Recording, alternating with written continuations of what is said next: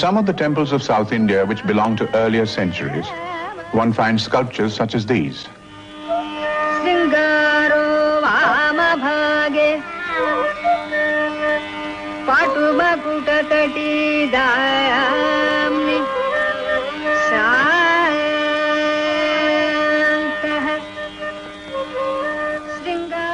These gestures are part of a highly systematized language of mime and dance and music, which goes back to antiquity. The language is described in a remarkable Sanskrit work written in the 4th century. The Natya Shastra by the sage Bharata deals with drama. One of its 27 chapters is devoted to the dance, which formed an inseparable part of classical drama.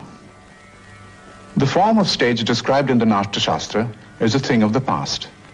But some of the dance forms which grew out of the classical theatre have taken roots and survived in different parts of India. One of these, belonging to Tamil Nadu, preserves the name of the writer of the treatise. It's interesting to observe that the 3 syllables of Bharata's name form the initial syllables of the 3 principal elements of the dance form. Bhava, or feeling, is conveyed through mime, raga through music, tala, or rhythm, through dancing.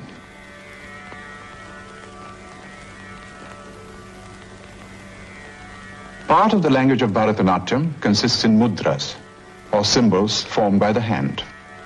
This, for instance, is the Mayura, or peacock mudra.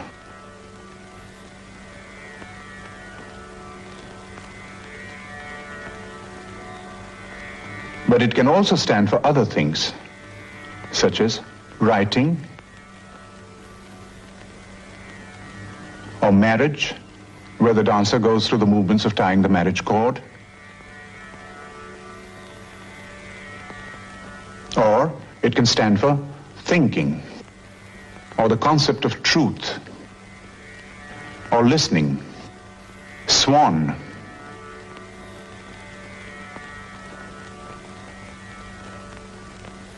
ornament,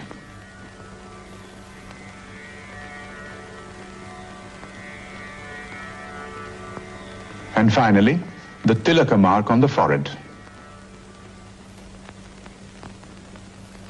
Through you, a message I sent him. What happened, my friend? The truth. Tell me, dear friend. Unnai tudane pinen ennadi nadandade ulla duraipa. The concept achieves fullness with the addition of song and mime. Vari murinda kudal varisai kulainda vari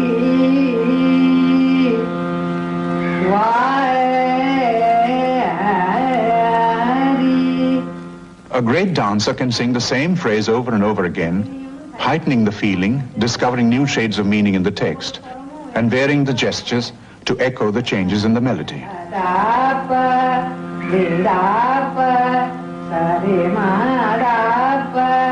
This use of song and mime to embellish a literary text is only one of the items in the rich repertoire of Bharatanatyam. To achieve mastery over this repertoire calls for a combination of skill, energy, devotion, and innate musical sensibility, which few dancers can claim. Fortunately, in our own lifetime, such mastery has been achieved by a dancer whose name has become synonymous with Bharatanatyam. Bala Saraswati is 59 now and still dances. She says she'll retire when she feels the time has come to do so. Just now, aided by her daughter Lakshmi, she's getting ready to perform a Varnam. Varnam uses the whole range of a dancer's equipment, from the subtlest mime to the most intricate and vigorous of pure dancing. Bala has literally been dancing all her life. She was only 7 when she faced an audience for the first time in the courtyard of a small temple in Kanchipuram, 50 miles from Madras. The person responsible for this extraordinary debut was Bala's dance teacher, Kandappa Pillai. It was Kandappa's ancestors who, in the 19th century, gave Bharatanatyam the shape and form in which it has come down to us. There were musicians in the court of Tanjore, which was famous for its patronage of the arts. In the same Tanjore court, 200 years ago, was a dancer named Papammal. Little is known of Papammal's ancestry, but we know that she stands at the top of a family tree, which has brought forth outstanding musicians in every generation. Dhanam, who came 5 generations after Papammal, was the finest veena player of her time. She also sang, and it was she who insisted that her granddaughter Bala should train to become a singer. But Bala, at the age of 2, had already seen the greatest temple dancer of her time, and her ambition was to surpass her. In those days, dancing as a profession meant dancing in temples. And temple dances were frowned upon by polite society. It was Bala's mother Jayamma, herself a fine singer, who decided to brave the social risk and fixed up Kandappa to teach her daughter. Bala recalls the routine of her early training.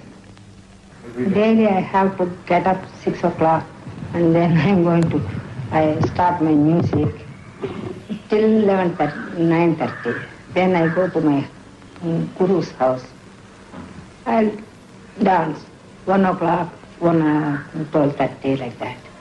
Then I come back and I'll take rest little while. And then some reading. I'll read some books. And then after 4 o'clock, he will come again. And again my routine work will start. The relentless training, added to an inborn musical talent, bore fruit. While still in her early teens, Bala caught the eye of connoisseurs. When she was young, I have been watching her from her young days. In those days, her dance was marvelous. And her teacher, Kandappa, was himself a genius. And he had a gift for pruning and removing all crudities and unnecessary repetitions. And all that she has been doing in a wonderful way in the younger days. Later, of course, she has been concentrating more on the Abhinaya portion. But those who have seen her in the younger days can still recall how beautiful her dances themselves were. In 1935, Bala came to Calcutta to dance in a conference of classical music. In town at that time was the famous dancer and choreographer Uday Shankar. She danced for me. I thought she was super. Her movements were such flowing movement, not like any other Bharatanatyam dancers I have seen. She was really wonderful. Bala acknowledges that it was Uday Shankar who spread the word and paved the way for her career. Soon, Bala was giving recitals in all the major cities of India.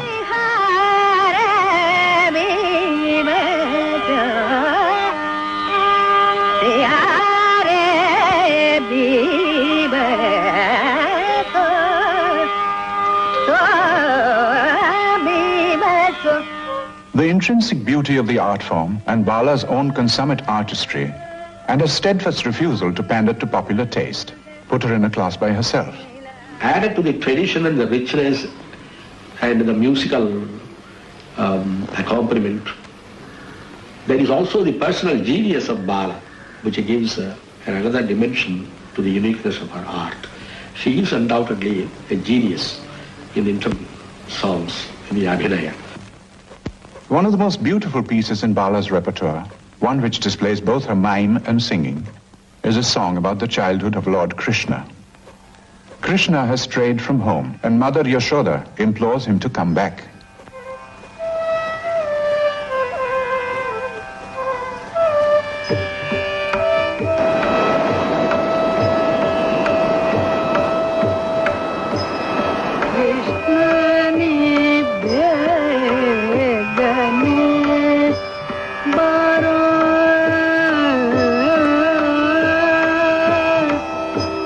Krishna ni bhe gane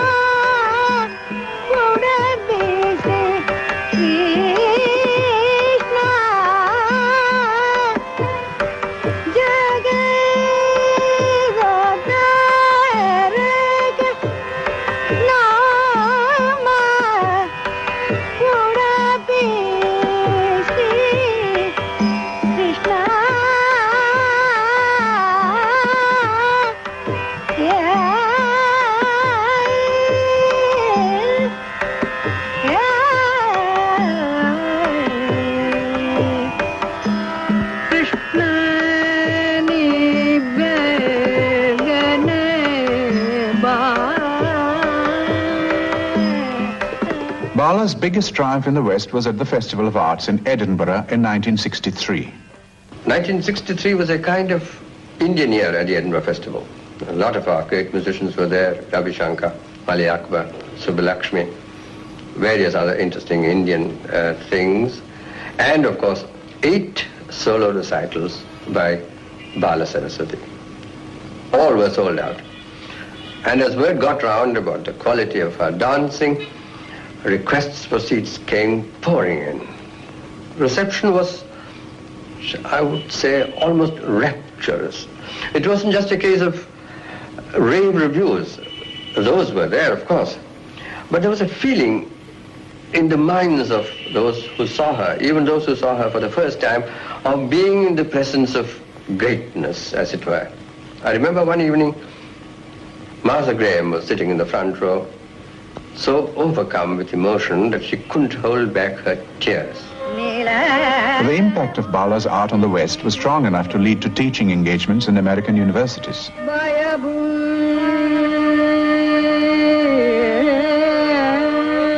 Bharatanatyam had indeed come a long way from its home in the temples of South India.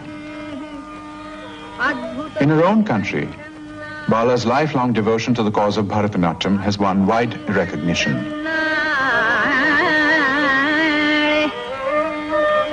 The Academy of Music in Madras, where Bala gives dancing lessons, has conferred on her their highest distinction.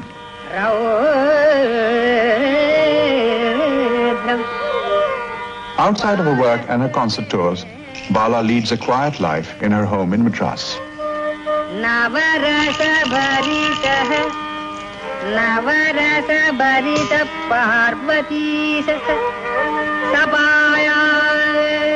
Her two brothers, Ranganathan and Vishwanathan, are home on vacation from the United States, where they teach South Indian music.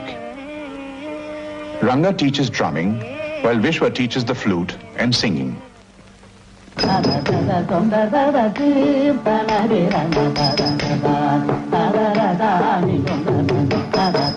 Daughter Lakshmi, taking daily lessons from Bala, carries on the family tradition.